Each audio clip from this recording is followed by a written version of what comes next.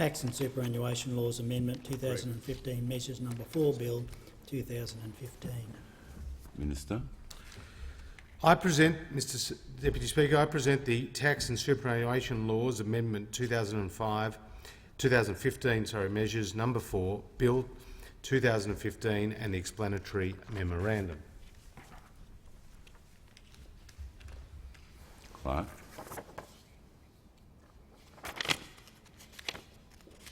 First reading a bill for an act to amend the law relating to taxation and superannuation and for related purposes. Minister. I move that this bill be now read a second time. Minister. Today I introduce a bill that amends various laws to implement a range of improvements to Australia's tax and superannuation laws. This government is committed to fairness and sustainability in Australia's tax and superannuation systems. The bill I am now introducing demonstrates that commitment by making some important changes to remove unintended consequences in the tax system and protect lost superannuation accounts with low balances until they can be reunited with individuals. It is imperative that everyone pays the right amount of tax. A large part of this is ensuring that our tax laws are robust and cannot be circumvented for an unfair personal or corporate gain. As the times change, so too should our tax system. The bill will make two tax changes that make our tax system fairer and more robust. These changes are important integrity measures that will eliminate unintended consequences to make sure that the right amount of tax is paid. The government is also committed to ensuring that Australians have adequate retirement savings. This bill will make an important amendment to the superannuation law to protect lost superannuation accounts with low balances from being eroded by fees and charges. The first change in this bill will strengthen the integrity of the scrip-for-scrip tax rollover, which applies to companies and trusts involved in mergers and acquisitions activity. The scrip-for-scrip rollover rules provide tax relief when a company takes over or merges with another company. Where shares or interests in one company are exchanged for similar shares or interests in a new company, the tax payable is deferred. This reduces the costs of takeovers and ensures that tax impediments don't prevent restructures taking place. Special integrity rules apply to ensure that this tax relief will not apply where the same person or group controls both the acquiring company and the company being acquired. In those circumstances, companies could structure their affairs to obtain an inappropriate tax benefit. A court decision has found that these special rules were not operating as intended. A company was able to issue new interests as part of a takeover, which prevented the integrity rules from operating. They were also able to use debt as part of their restructure to avoid paying tax. This is outside the policy intent of denying the tax rollover in these circumstances and creates a situation where tax could be indefinitely deferred. This schedule resolves this issue and amends the special rules to ensure they cannot be circumvented by changing certain definitions and introducing new, stronger integrity rules. Similar issues arise with acquisitions or mergers of trusts. The schedule will further amend the scrip-for-scrip rules to ensure they apply correctly to trusts. This change is an important integrity measure for companies and trusts. Integrity in the tax system is also of high importance for individuals. That is why Schedule 2 will amend the Income Tax Assessment Act 1936 to remove an income tax exemption for government employees who work overseas for more than 90 days delivering official development assistance. As a general rule, Australians are taxed in the Australian personal income tax system on their worldwide income. This income tax exemption was introduced to ensure that Australians who earned income while working overseas were not subject to double taxation, once in the overseas country and then again in Australia. However, over time, this tax exemption has become more of a tax break for certain Australians who travel overseas to work. This has meant that government employees who claim this exemption have not been liable for income tax in either Australia or the overseas jurisdiction. The practical effect is that some government employees are eligible for an income tax exemption on foreign earnings, while others are liable to pay income tax. This bill ensures that all government employees who deliver official development assistance overseas are subject to Australian income tax on their pay and allowances. This amendment will take effect from 1 July 2016. This will standardise the tax treatment of government employees who deliver official development assistance overseas.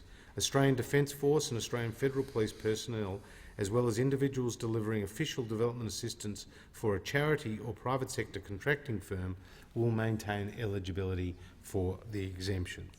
This amendment will result in a gain to revenue of $6.7 million over the forward estimates. The final amendment in this bill I bring forward today in Schedule 3 will increase the account balance threshold below of which small lost superannuation accounts must be transferred to the ATO. Firstly, let me explain what lost super is. In general, lost super is a super account where the fund has either lost contact with the member or the account has been idle for more than 5 years. When we look at how people get into super, we know that around 70% of employees are members of the default fund offered by their employer. Individuals are generally far less engaged with their superannuation than they are with their bank accounts. When many people switch jobs, they often end up with a new super account and fail to consolidate existing accounts. As a result, many people end up with more superannuation accounts than they want or need. According to the ATO, 45% of working Australians have more than one super account. In many cases, members are not aware that they have lost super accounts. For super accounts with smaller balances, the cost of fees and charges and insurance premiums can exceed investment returns. This can be particularly problematic for lost super accounts because in most cases the members aren't aware that they have these accounts and can end up losing money that was meant for their retirement. I've said before that competition in the superannuation system is important. Research by the Grattan Institute in 2014 has found that there isn't strong competition based on fees in the super sector. The problem of high fees is exacerbated because many Australians have unnecessary superannuation accounts, which means they could be paying significant amounts in needless fees every year. The Australian Prudential and Regulation Authority estimates that the median total fee paid by Australians for a low-cost super account is around $532 per year. Transferring lost super accounts with low balances to the ATO will help protect these accounts from fee erosion and preserve their value until they can be reunited with the member. The ATO does not charge any fees for maintaining these accounts. In fact, individuals are able to reclaim their super money from the ATO at any time and are paid interest calculated in accordance with the Consumer Price Index on this money. The process for reclaiming these monies is quick and simple. Currently, lost member super accounts with less than $2,000 must be transferred from funds to the ATO as unclaimed superannuation money. This bill will increase the $2,000 threshold in two phases. First to $4,000 from 31 December 2015 and then to $6,000 from 31 December 2016. This is different to unclaimed banking where no maximum monetary threshold applies. In the 2015-16 budget, the government announced 6 measures that will reduce red tape for superannuation funds by removing redundant reporting obligations and by streamlining some of the lost and unclaimed superannuation administrative arrangements. These include updating the definition of uncontactable to account for contemporary forms of member communication, for example online communication, supporting eligible rollover funds proactively, consolidating lost accounts and allowing direct payments of lost super held by the ATO to persons with a terminal illness. These changes will make it easier for individuals to be reunited with their lost and unclaimed superannuation. The ATO also plays an important role in assisting individuals to keep track of their super. The ATO has a range of strategies in place to reunite members with lost and unclaimed superannuation accounts and reduce the number of unnecessary and inactive accounts in the superannuation system. The ATO uses its own data as well as data from other sources to maximise the number of super accounts matched to an individual. Individuals can access their super account information online through the government's MyGov web service or through Super Seeker. These services allow individuals to consolidate lost superannuation to their chosen superannuation fund. They also allow individuals to transfer any ATO-held superannuation to their superannuation account. In the 2014-2015 financial year, over 450,000 accounts worth nearly $2 billion have been consolidated using ATO services. The ATO has also proactively works with super funds to ensure that they have updated addresses and contact details for their lost members. I note that this lost super measure was first announced by Labor but not enacted. In November 3rd, 2013, the government announced that it would deal with a backlog of tax and superannuation measures that had not been legislated. Consistent with that commitment, the government is introducing this bill to enact the measure. The government recognises that for many Australians, their superannuation savings will form a significant part of their retirement income. With this bill, the government will help ensure that Australia's retirement savings are protected from fee erosion. The three measures presented in this bill represent important updates to our tax and superannuation law. The government is committed to seeing all Australians paying their fair share of tax.